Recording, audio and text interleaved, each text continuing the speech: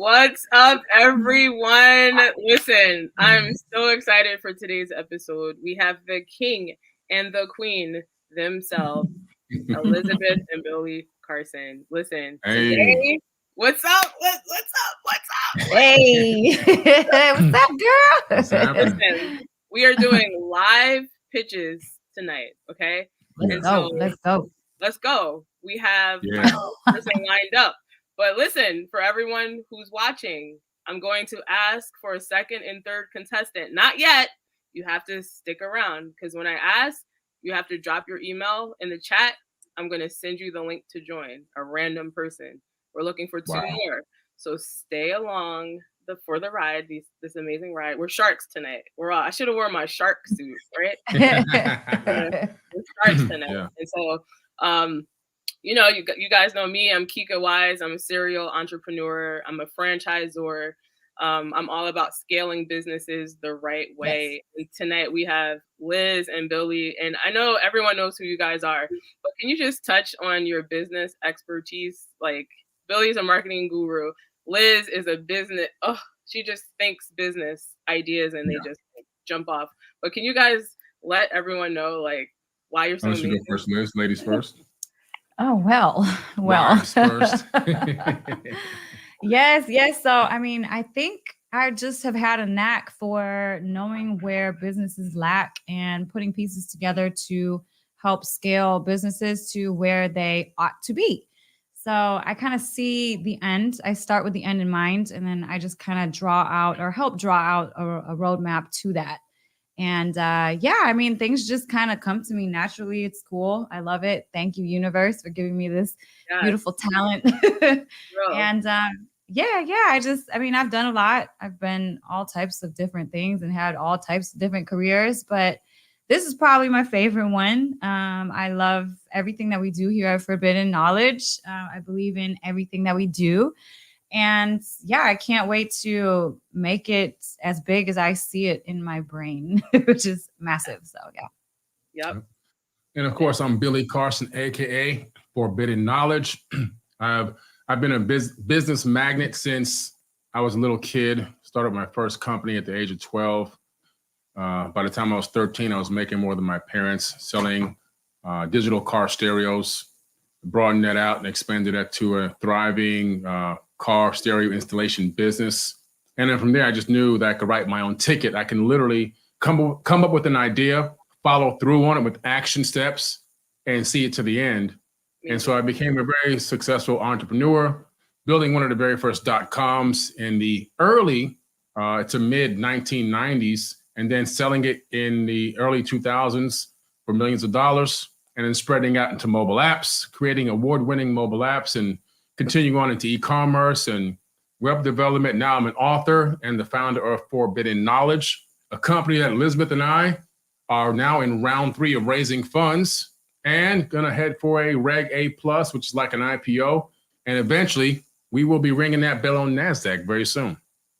And how can people be a part of that opportunity that's going on to be involved with Forbidden Knowledge? Well, they can go to 4BIDDEN Knowledge with the number 4BIDDENknowledge.com. And Elisabeth will also drop the link in the live chat. And we can maybe add the link to the caption of this video if they want to find out how they can get in the pre-IPO phase where we're raising money in a Reg CF. They can get shares for $2.50 a share right now. And the company is really building and growing and going places. We're talking about a multi-million-dollar corporation, not something that's still in the garage phase. When Microsoft and Amazon and Apple were in the garage phase, look what they did. Imagine a company like ours beyond the garage phase with book publishing, music, e-commerce, and streaming TV, subscription-based streaming TV, events, conferences, TV appearances. Podcast network, right? Behind the hustle. Everything. And also, of course, content creation and movie production. So it's a huge conglomerate. You can click the link and you can become a partner with Forbidden Knowledge. Yes. Listen, okay. Tonight is a very special episode for those tapping in. We're going to get straight to it. We're randomly picking 2 people from the audience to come up and pitch your forbidden pitch. Okay. Because everybody says, I'm in business, I own a business. But do you really know your numbers? Do you really know what to say when you're pitching? We're going to find out tonight. But tonight, the first guest we have is a very special person. I actually posted and I was looking for people, and he was the first person to raise his hand. He's 16 years old. He's 16 years old, and he raised his hand first. Wow. So I'm going to bring him up. We're going to get right to it. We're going to ask a few questions, and then bam, boom, we're done. Okay? Yeah. So welcome to the stage. Hello. Hey. Hello. Yes. Hello. What's good? So, all right. Doing good. Why don't you introduce yourself? Tell us your name, tell us your business, and give us a quick elevator pitch. Like, what is this masterpiece that you're working on? So my name is Ophio. My business name is OneChome. I started editing like 8 months ago, and then I folded in my touches on how I like to edit. So I'm pretty high in the editing level now. So the videos are being produced. I have like 64 videos published right now. Yeah, they're pretty. When I watch them, they make me happy. Okay. So it's just fun to produce them and learn the whole content creator business. Okay, so I'm gonna start with a question, and then we're gonna go around, and I'm picking two people, right? And the two people I pick at the end of this whole episode, I'm gonna ask you to put together a little commercial, and then I'll play it on my podcast so you can get some exposure and more people can find out about your business. Okay, so we're gonna pick two people for that. All right. So you want to stay calm. Everyone in the chat, stay there. Let us know how you feel, and we're gonna go through it. Okay. So what's the story behind your startup, and how will it inspire your customers? Like 2 years ago, there was a YouTuber that I wanted to reach out to. So I was I bought a Patreon membership to connect with them. So I messaged them, but I didn't want to use my name on the Patreon. So then I was talking to my mom, and she said, "What's up with some boy?" And I was like, "That's my routed initials, so just perfect fit." So then that's where the name sprouted from. It just sounded perfect to me. So then I put it on the YouTube. I started on Instagram. I was just making regular posts, some pictures, just simple stuff. Yeah, but saw it on the Patreon first, and then there was one YouTuber. Yeah, just a little nervous. It's cool. Listen, it's okay. Take a deep breath. Yeah, you got this. Take a deep breath. It's all right. I had thousands of adults to come in and pitch, and you were the first one to say, "I'll do it." So kudos to you. Put some fire in the chat for him. He's 16 years old. He's on the stage with Liz and Billy Carson. What? Stop playing with me, guys. Stop playing with me. Okay. Okay. So Liz, you want to ask him a question? Yes. So, what's the most innovative aspects of your business model that you believe will drive the growth of your business? The fact that not many youth are making motivational videos in this time. Nice.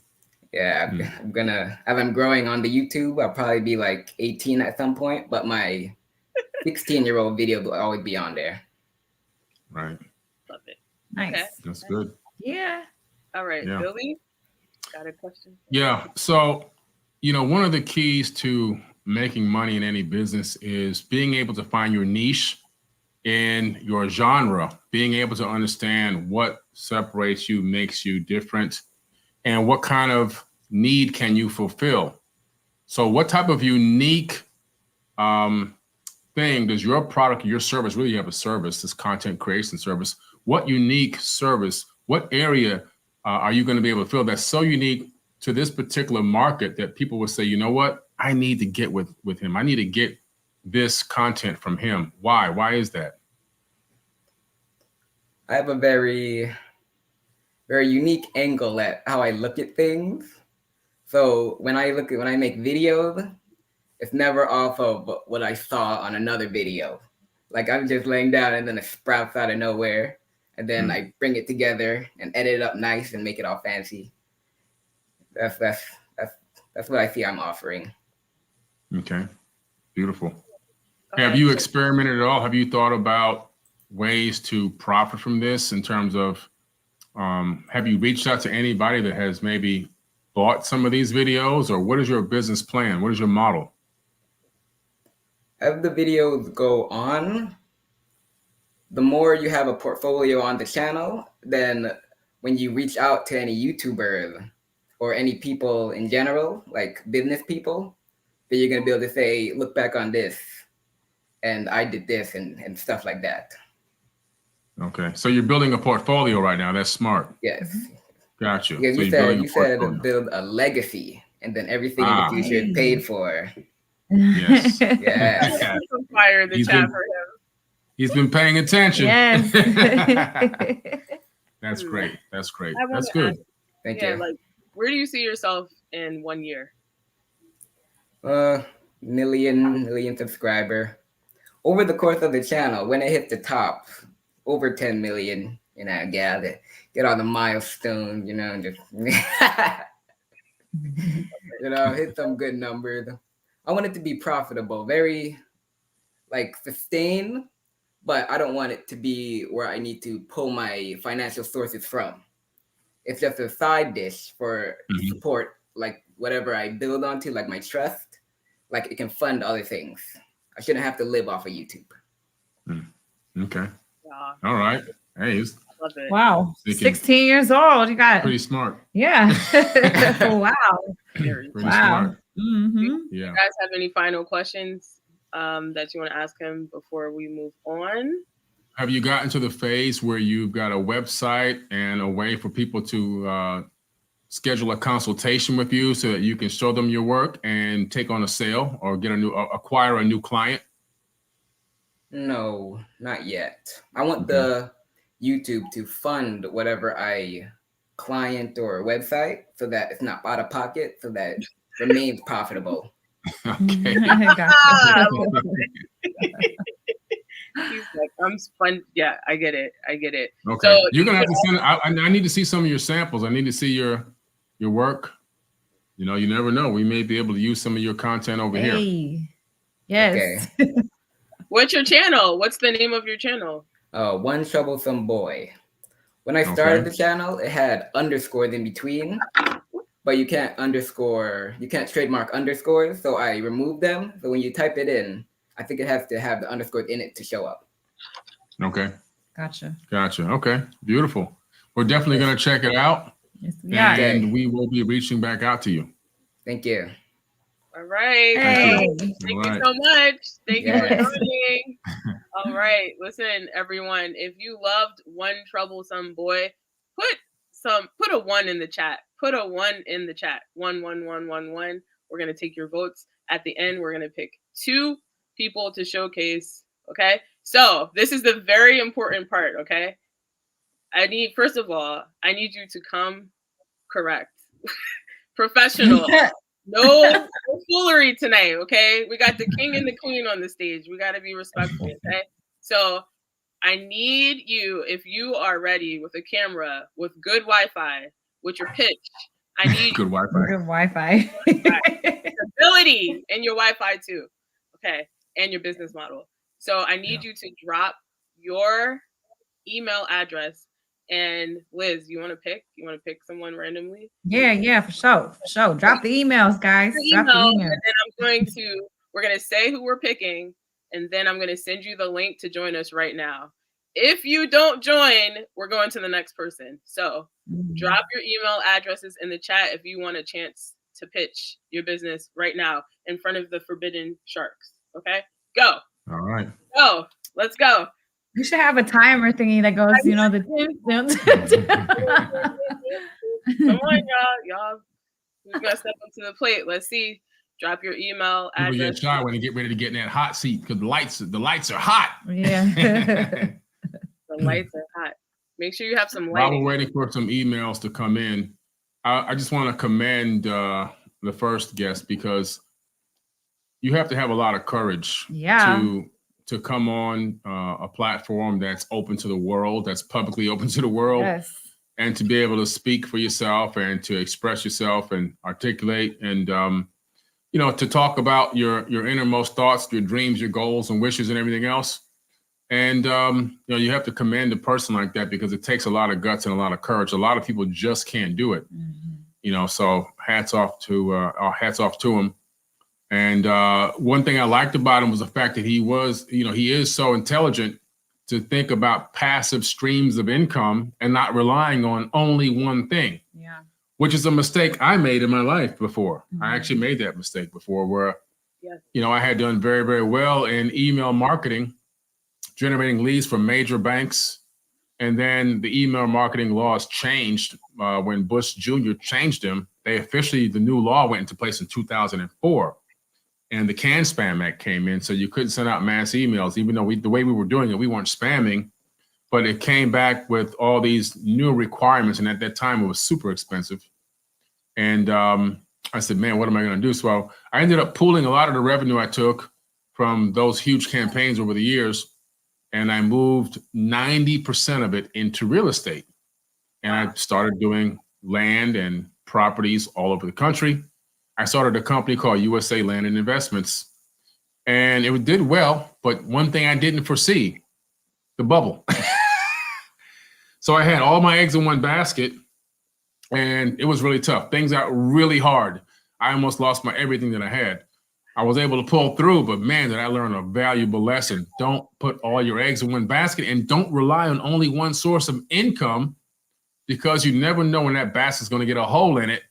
And who would ever think that one of the most stable things is real estate? Who would think that bubble was coming? I didn't see it coming. Now I can forecast these kinds of things. I'm a veteran in you know, literacy, financial literacy. But at that time, I had no financial literacy. I mean, I was just I was more than most, but just kind of really getting started. And but yeah, he's a smart kid, because you really have to diversify, and you need to understand how do you create multiple streams of income. And don't rely on only one source. So Billy, you said you were able to make it through? How were you able to make it through? What's that? Oh man, listen, I'm gonna be straight up with you. So I had a $1.3 million house, 5 cars, and I was raising my family at the time. I had to really downsize. Now, some people say, well, you know, you had to go from 5 cars to 2, you know, big deal. No, it was a big deal. You know, when you're living at a certain level, anytime you got to retract, it is a big deal for the person, because you have to think of the context and the perception that the person's already living in. And I was able to keep the house, but I had to tell my kids, like, you know, my daughter, you can't be asking me for $200-300 every weekend to go shopping. You know, right now, we're not going to go traveling for a little while. We need to really be careful. We need to really focus right now. I have to really make sure that, you know, I know what I'm doing here, and that I stabilize this household. And so it got really tough. And it got to a point where so many people, my clients, were going out of business in my marketing company, because I had now sprouted back out to marketing, because even they were shutting down their storefronts. I literally had my watch collection. Now, fortunately, Elisabeth will tell you, I invest in watches. My watches that I buy are investment watches. I don't buy watches that go down in value. I buy watches that hold value or go up in value. So I went and got 5 of my watches, and I literally sold those Rolexes and invested $100,000 back into myself, and got myself back going again. I pivoted into mobile apps, and fortunately for me, it became very successful very, very fast. And then, you know, but you really gotta, man, you have to, you know, you just never know when one of these things is going to blindside you. And I definitely got blindsided. But, you know, hey, I got saved by a watch collection, literally. But you know what?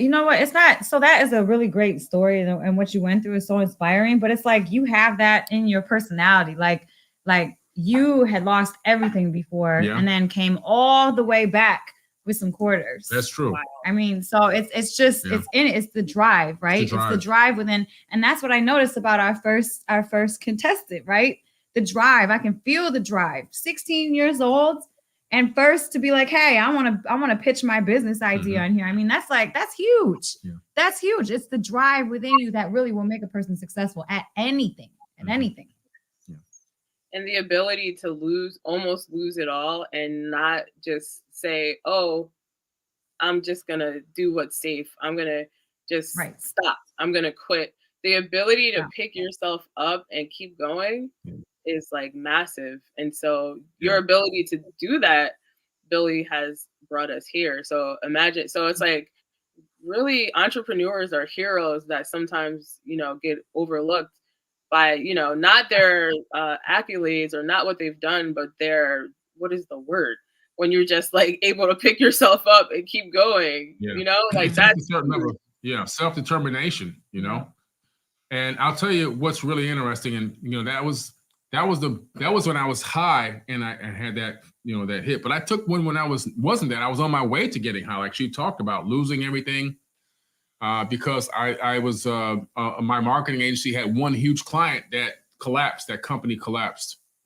And I literally ended up, they kept giving me promises they were going to pay. I couldn't find any more marketing companies ad agency. I was added, but any more clients, for my ad agency to build myself back up to what I had lost. You got to remember, this is pre-internet. Google didn't even exist yet back then. So, but the thing was, going down to just sleeping in a car in a parking lot at a motel because I couldn't even get the room, and getting somebody to lend me money. I got $30 total, $10 I put in the tank of the car, and $20 I got in quarters from the little motel over there by what's the name of that area? William Lehman Causeway, out there by Aventura. And I went to the payphone in that parking lot, and back then the payphone had the giant yellow books. And I literally started cold calling out of the yellow pages. Now, I'm not going to lie, at first I did feel a little down. I felt a little bit down. I felt like, man, I'm really down, and I'm really like down on my luck right now. And it lasted for about a day. And then I realized I'm not going to allow myself to stay in this position. I'm not going to allow myself to stay here. And I'm going to pick myself up. And I did something I didn't want to have to do. I sucked it up, and I borrowed $30, but a pocket full of quarters and a payphone, making appointments for myself, brought me all the way back. Wow. And you look back and it sounds like, man, that's really amazing. But I think each and every one of us has that inside of us. We just have to know how to tap into the true power that we have. I was willing to admit and understand and believe that the power was already in me. And that is the way that I came back, by walking in my power and saying to myself, no, I'm not going to allow my circumstances to take me out like this. I'm not going down like this. And I pull my pants up, tighten my belt, and go to work. Instead of taking the victim mentality, which I could have done, and woe is me, and now I'm on the corner begging for change, and I got to go to the shelter and begging family members for money, and can I sleep on your couch? No, I took the opposite. And I think the more that we get away from victimhood mentality and move towards self-empowerment, we as people can rise to any level that we can even dream and beyond. Yep. Because it's like it's easier to point the finger at someone else and say, oh, I wasn't successful because of this. Oh, this person did this to destroy me and it worked. But how often do we actually point the finger at ourselves, and not just to blame yourself, to beat yourself up, but to ask yourself, what have I learned from this situation, and how can I use the information to win? Because we're all winners. That's why we're still here alive, because we can all still win. So y'all gotta stop giving up. Every successful person I've ever met in my life has gone through some, and persevered. That's a fact. So there's a bunch of people who said, that's a fact, right? Right? Even Liz, your story is like, amazing. Her story is magnificent. I mean, when I met Elisabeth and she started telling me the story, and then her friends and her family started telling me, I was like, this is crazy. I know. It is crazy. No, how did you get to this level? It's crazy. I met her at this level already. So I had to, investigate the lower levels, but they're really there. It's crazy. Well, you know what? I can say that a lot of people are just, they live out of fear. So fear-based mentality will never get you anywhere. On the other side of fear is greatness. And once I learned that, I started like running towards things that scared me. And one of the first things that I did that was terrifying was leave a salary paying job where I knew I was good. You know, I was getting paid well. I was working a normal job, clocking in, clocking out. 6 years as a chef in the industry. It was killing me inside though. I knew it wasn't for me, but I was terrified. After the second year of being in the business, I knew that it wasn't for me, that this was not my path. I felt like my soul was dying when I was going to work, but I was so scared because it was structure, which I never had, right? I never had structure. It was my first structured job that I had. So I was terrified, but I just mustered up the courage one day and literally just walked away from it. I walked away from it, terrified, not knowing what I was going to do next, but I knew that it just wasn't for me. So I had to jump over that fence of fear, leave what I knew in my soul was not for me, and then run towards anything else. And I dove right into entrepreneurship. And say that 5 times. And yeah, but I mean, it just, you know what I found? I found that abundance started falling towards me when I got out of that energy of lack and fear, and abundance just literally started falling towards me. Yeah. That's how you become a magnet. Yeah, you do. And it's amazing because I see things that you'll say, and then sometimes within minutes or hours, boom, here they come. The phone call comes in, the email comes in, the thing comes in to link it to what she was just literally saying. Her manifesting the power is so strong and so incredible. That's why she's teaching in this year's Manifest Destiny workshop. In a couple of weeks, we're going to have a huge workshop, 10 hours. Yes. Elisabeth is going to be teaching along with Michael Beckwith, the man from the movie The Secret with Bob Proctor. Yes. Right? And so Michael Beckwith will be teaching, and of course I'll be teaching as well. My 5th year doing these Manifest Destiny workshops. It's an in-depth teaching into the science and the metaphysics and the philosophy, and also the actual manifestation techniques on how to create the life of your dreams and live now. A lot of people are waiting to die so they can live, but we choose to live now.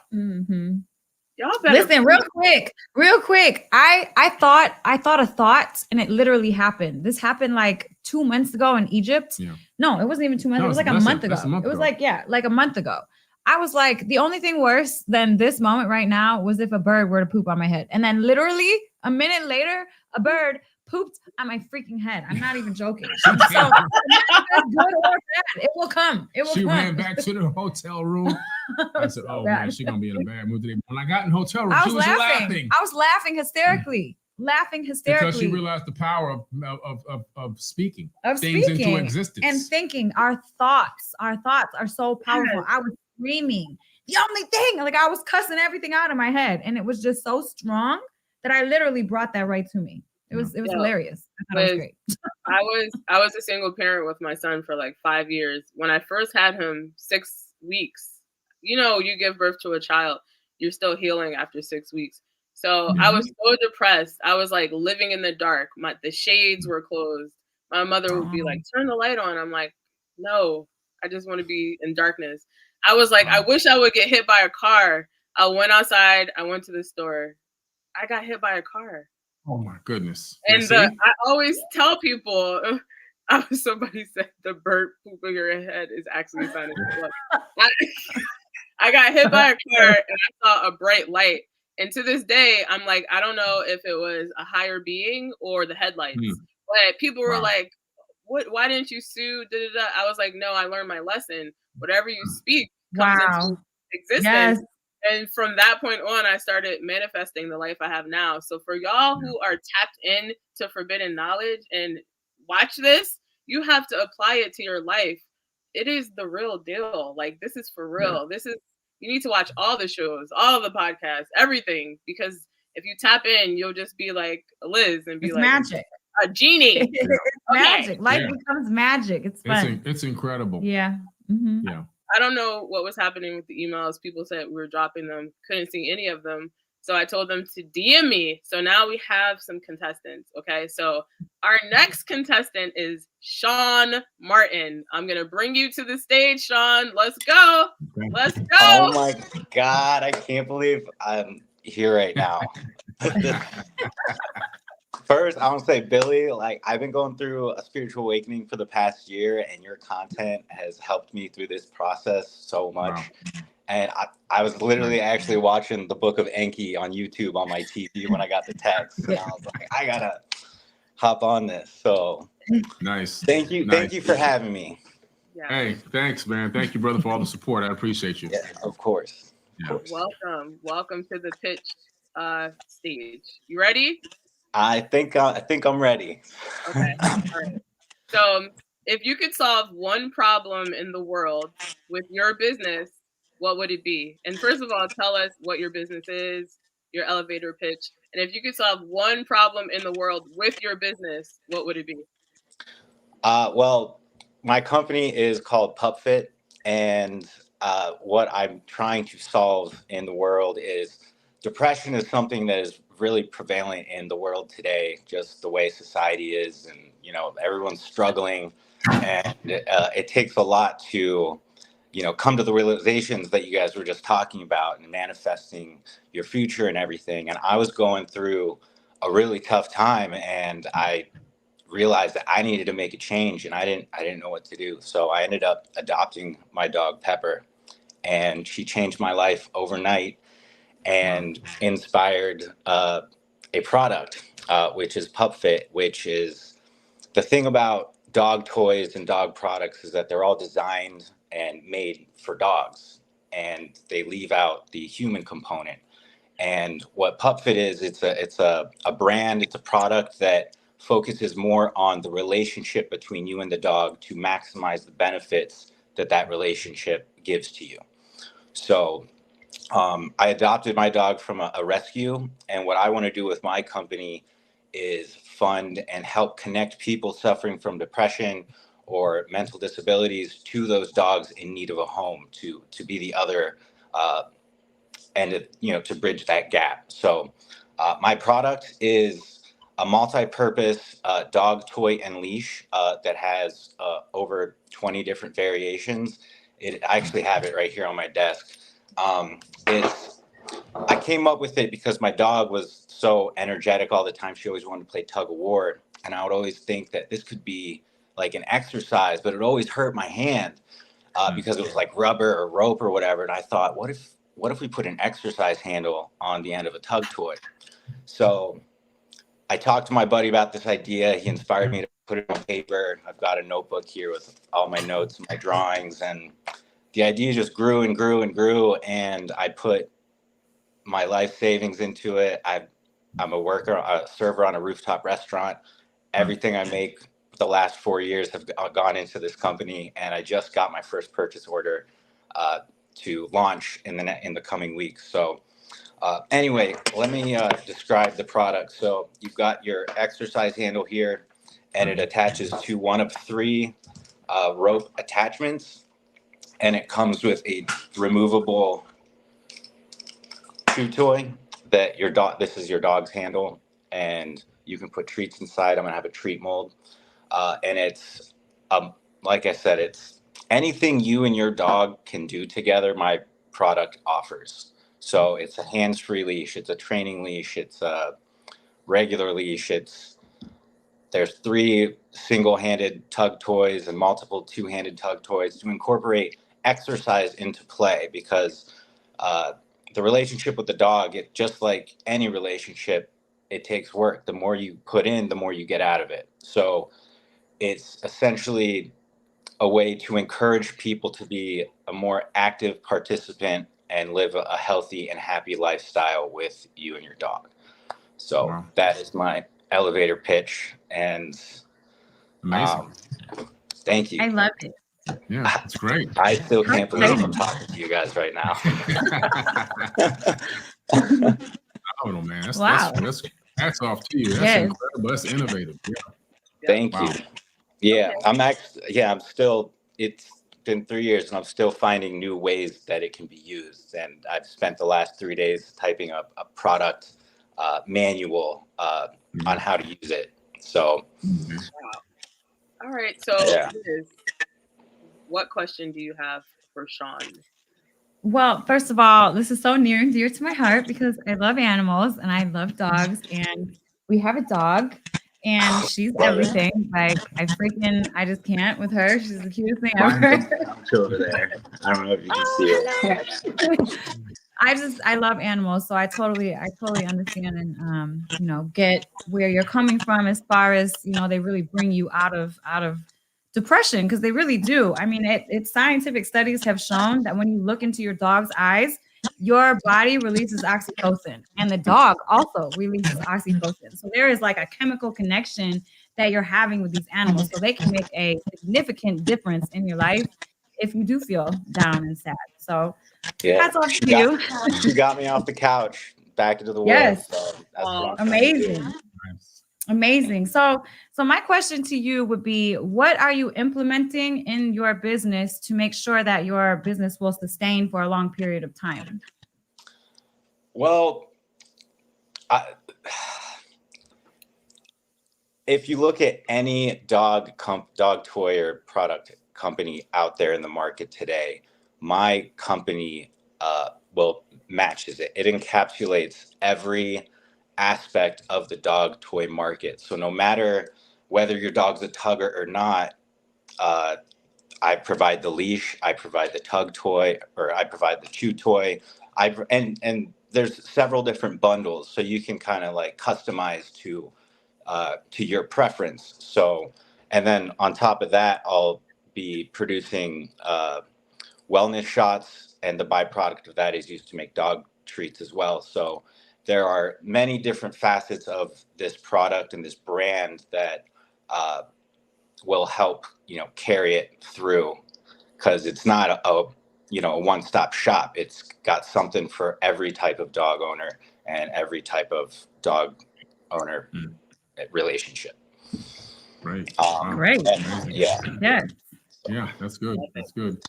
All right. Well, what type of market research did you do, and how did you do it to see what the competitors had, so that you can develop the very best that you can put out to grab your share of the market? So I looked at, the big companies like Chuck It and Kong and, the really popular ones. And just recently, over the past few months, I was looking into newer dog products that are like, they have bundles and stuff. And what sets my product apart from all of these other companies is that they're all dog focused, and I bring something new to the marketplace, which is it's about the relationship. It's not about just your dog. It's not about you. It's about maximizing this relationship with you and your dog. So, and a lot of these companies that I've looked at that have similar aspects to my company have proven to be very successful. So, yes, there's going to be challenges, but with the right guidance and the right marketing plan, I think this can be a very successful and make a huge splash in the dog toy market. And beyond that, I've got this broken down into 6 different phases. There's going to be a handle that's going to have a GPS and a heart rate monitor that'll have an app that you can measure the activity levels with you and your dog, and there's got training applications, recreational therapy. My mom has a recreational therapist, and she uses a service dog, and she uses the dog to help people learn how to move again. So, and I've spoken to a service animal that went viral, and I actually sent them out my product to try it, and they love it. And so I just think that there's a lot to benefit from this product. Okay. In this marketplace. Cool. Love it. Yeah. Love it. Well, I love the overall concept. I love how confident you are about it. Your charisma. Do you have a patent? I actually just received the draft of the patents yesterday. I've got a trademark. Yeah, I've been putting some work in. This is Nice. my life. You know, I've every day I'm at this computer. I've been up 5:30, 6 a.m. working till 8 o'clock at night, trying to get this thing ready to launch. You know, it's funny. I try to launch every summer. You know, I try to crowdfund, but to crowdfund, you need money, and that's been my struggle. Is I get to a certain point that I can't go any further unless I have more funding. So, Gotcha.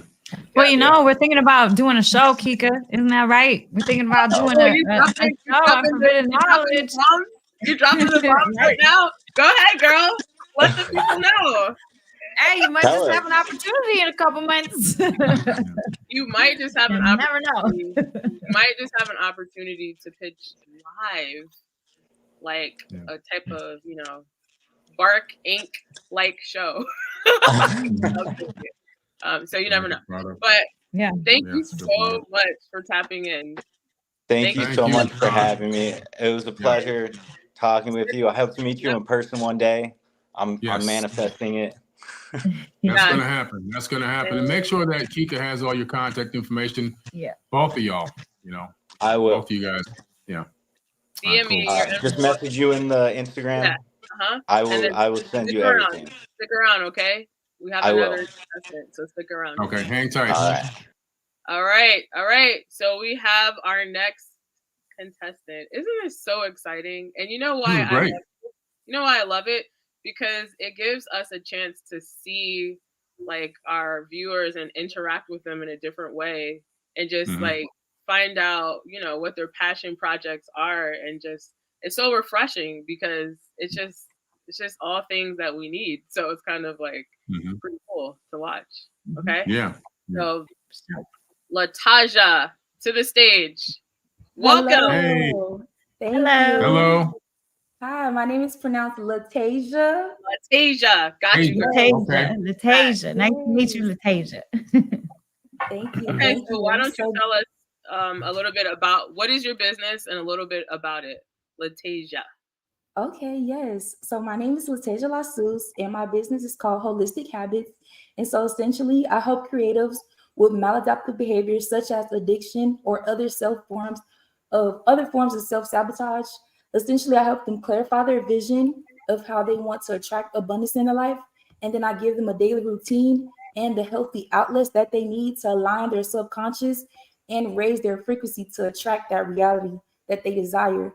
And I do this through daily reinforcement, through creative art and visualization. And so this really stemmed from me and my journey to wellness. It wasn't as easy for me to do it because my subconscious mind wasn't aligned to what I desired. And so I had to find ways that made it entertaining for me to actually attract this desire. So I started using my creativity because for me, since a little girl, I've always been a creative person through poetry, through journaling, through music and meditation, all these different ways. So I kind of lost that in college, just being in the environment of like a party lifestyle and different things like that. So I had to get back to my childhood and really use those coping mechanisms that I used as a child to just find myself and find my just healthy coping mechanisms. And so just having the experience of just becoming so sick, I developed like IBS and a heart murmur and all these different illnesses and chronic highs because of the different coping mechanisms and lifestyle I was living. So I had to really think and dive deep, like, how can I make this a fun journey to be healthy?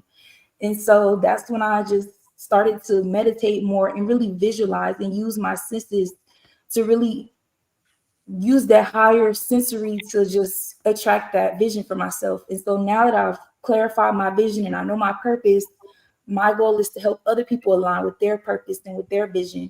And so that's why I specifically work with creatives, because creatives tend to have the most trauma. They tend to experience the most just gruesome things in life. So me being on that journey has led to me being here with you all today. So I'm really grateful for this opportunity. love it. Okay, And I love your fantastic. lighting. I gotta get my Yeah. lighting. Yeah. Like I need flashes of color. That's dope. I love it. Oh yes, light therapy. I need it. I love it. Yes. Okay, so let me ask you, how does your personal passion fuel the mission of your business? Essentially because the reason why I started the business is because I saw that I needed to really take it seriously because it came to a point where I was getting sick, but I still wasn't fully making those changes. And so that caused me to be like, okay, if I know that if I continue to get sick because I'm not living the lifestyle that I know I should be living, and I literally have the knowledge, but I'm not applying it, there's the disconnect. And so that really fuels my passion because I know a lot of people want to make the changes, but they don't know how. And so that's why it's important that we tell them it's not because you don't want to, or you're not able to, or you're not capable of doing it, but it's literally because your environment, you're just something in genetics or something that is causing you to not align your subconscious to the frequency of the life that you desire. Okay. Right. All right, Liz. Yeah. I commend you. We're on the same frequency, doing the same type of stuff. Healing work is everything. So that's great that you found your way with that. Can you describe a pivot point in your business journey and how it defined your path forward?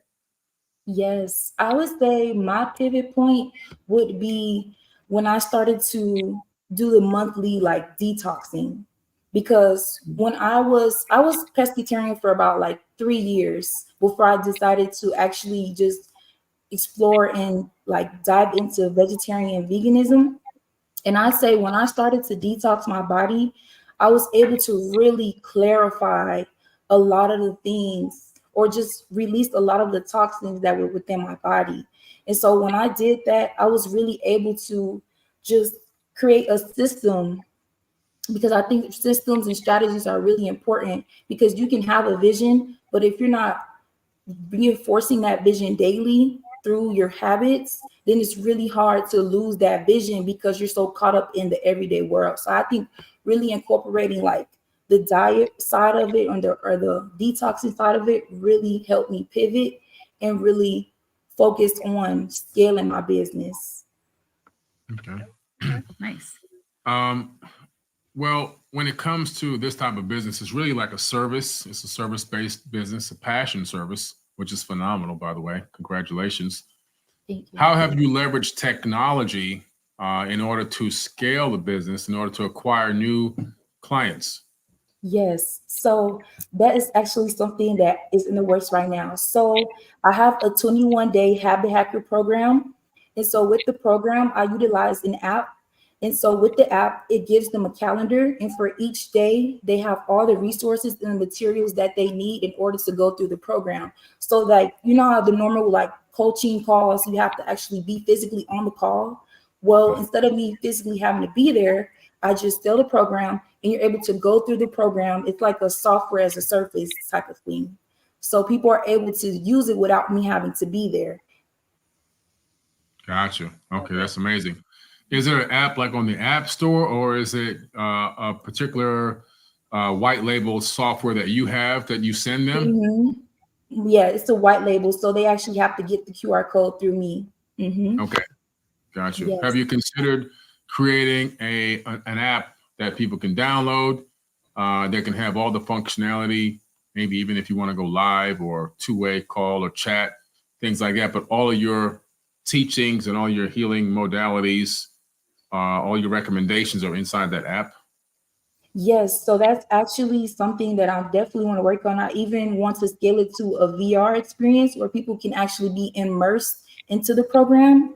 So it feels like they're actually there, because my book is called Enter the Jungle, which is how I kind of incorporate or get people to feel like a spiritual warrior where they're literally in the jungle within themselves. And so the kind of VR experience would kind of like immerse them into like a jungle experience where it's kind of unknown and they don't know what's going to happen next, but they have to use these outlets and these modalities to align their frequency to, you know, be able to manifest that desire that they would like to see in their life, or changes that they would like to see.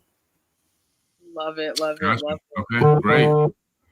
All right. Well, thank you for tapping in. I'm going to drop you down for a minute and we're going to take our votes. Okay. So stick around. Okay. So we're picking 2 contestants from tonight. Okay. Wow. This is hard. This is hard. So Liz, text me your vote. And what I'm going to text me, you and Billy's vote. We're going to take the vote in the comments. And then we're going to pull the 2 winners. We're all winners. So, you know, if you're not selected, don't worry. This is just the beginning. We thought this would be a great idea. And so we just did this spontaneously. We're going to do this a lot more opportunities for everyone. So I'm going to pull you up if you are. Oh, what happened to Sean? I'm going to pull you up if you're one of the contestants that we're selecting. Okay. So if you like contestant 1, put 1 in the chat. Put a 1 in the chat. Put a 1 in the chat. If you were here for contestant 1, if you are loving contestant number 2, put a 2 in the chat. Put a 2 in the chat. And of course, if you loved contestant 3, let me see the 3s in the chat. Okay. We're only selecting 2 people. We have less than 4 minutes to wrap all this up. So put your votes in the chat. Let me check my, Yep. Okay, so listen, this is only the beginning, okay? Forbidden pitches. I think we had another name, right, Liz? But this, I mean, I think it's fly. This is the beginning. We get to meet all of you. We get to hear your ideas, and you never know what can happen. But the 2 people that we're selecting tonight, you'll have a chance to create a little, we'll figure out how long, you know, not too long, but long enough. A little commercial. I'll personally play it on my podcast, and so all the viewers can see with your links, your contact information, and who knows, maybe we'll figure some other things out. But that's where we're starting with. Okay, all right. So number 1, number 2, and number 3. We need a bell or something, right? Like we need some music. Can you sing, Liz? Do you know how to sing? Can you sing for us? No, I know how to Liz sing. is a rapper. I can rap. She's a rapper. Can you rap? Liz, we gotta come up with a rap. No, wait. No, I was just kidding. I was just joking. No, I actually had a rap song out though. I did. She's on an album. I did. I'm on actually multiple albums. But... Okay. Yeah, she is. Listen, we have to come up with a music video to. Yeah. You know, We're gonna do it. It's gonna be cool. I'm not rapping. Okay. All Very right. fun. Are you all ready? Can I get a drum roll? Can I get a virtual drum roll? All right. So the first contestant that has won tonight's Forbidden Pitch is, who do you think it is? Who do you think it is? Let us know in the comments. Let us know in the comments. Bam! Oh, Hey! thank you.